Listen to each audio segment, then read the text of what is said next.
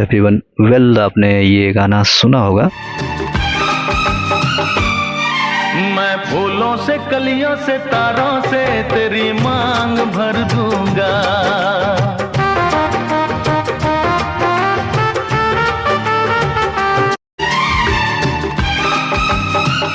Well तो आज हम एक ऐसे शख्स के बारे में स्टार्ट करेंगे जिसके बारे में आप 90s के ज़माने में ये दिलो पे राज करता था। आशिकी फेम राहुल रॉय की बात करेंगे। तो राहुल रॉय एक ऐसे एक्टर थे जिसका गाना 90s के टाइम में दिलो पे राज करता था। आशिकी के सारे गाने हिट थे और आपको पता नहीं होगा तो चलिए हम आपको एक बार बता देते हैं कि आज ये इन दिनों चर्चा में क्यों है।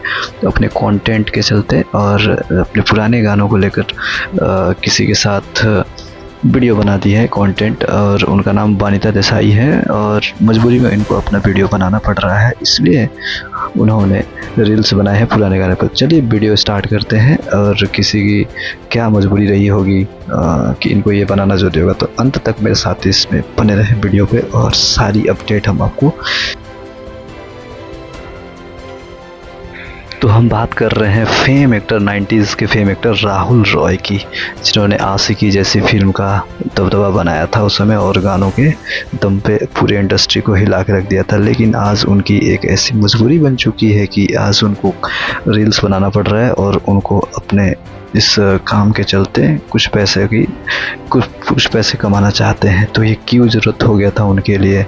तो आप जानते हैं कि किसी भी इंसान का डाउनफॉल आ सकता है और डाउनफॉल आने में किसी को उसके डाउनफॉल पर लोगों को मजाक नहीं उड़ाना चाहिए। ये एक कड़वी सच्चाई है कि लेकिन कंटेंट क्रिएटर के तौर पर आप इसे बहुत ही इम्पैक्टफुल और इमोशनल एंगल से सोच सकते हैं।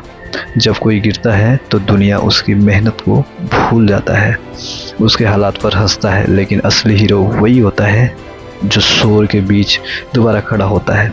तो हम बात कर रहे हैं राहुल रॉय के डाउनफॉल की और ऐसे ही कुछ हालात के बारे में। तो इसमें क्या है कि साइकोलॉजी में अगर देखा जाए तो इसे हम क्या बोलते हैं, शिडन फ्रॉड कहते हैं इंग्लिश में, अगर आपको नहीं पता होगा तो। मतलब इसमें क्या होता है कि जब लोगों को किसी की कामयाबी देखकर सुकून मिलता है, किसी की नाकामयाबी को देखकर सुकून मिलता है, इसी को हम शिडन फ्रॉड बोलते हैं। लोग तब हंसते हैं जब वो खुद अपनी लाइफ में इनसिक्योर होते हैं। दूसरों को नीचा गिराने उन्हें ये एहसास दिलाता है कि वो सब सेफ है। तो दुनिया की हंसी आपकी काबिलियत का सर्टिफिकेट नहीं है, बल्कि उनकी अपनी सोच का दर्पण होता है।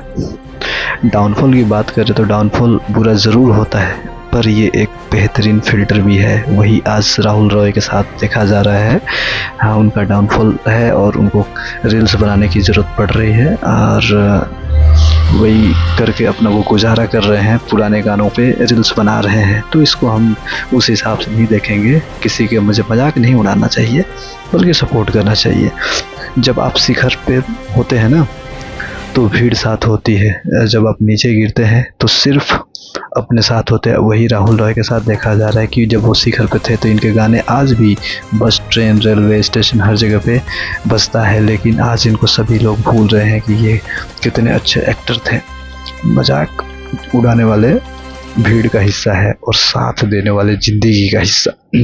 डाउनफॉल आपका दुश्मन नहीं, असली दोस्त पहचानना सिखाता है। तो इसे आप कामयाबी से तैयारी करें हर भीड़ में। अब देखिए एक बात क्या है, कमबैक कैसे होता है। कोई बात नहीं है, डाउनफॉल आ गया लेकिन आपको कमबैक करना होता है इसमें। तो कमबैक कैसे करते हैं, हर बड़े एम्पायर की शुरुआत एक डाउनफॉल के बाद ही होती है। अगर आप किसी की भी स्टोरी उठा के देख लें तो कमबैक करता है, कमबैक वो डाउनफॉल होता है फिर भी कमबैक करता है। तो इसका मतलब ये नहीं कि वो हार मान गया। तो इसलिए हमें किसी का हंसी और मजाक नहीं उड़ाना चाहिए।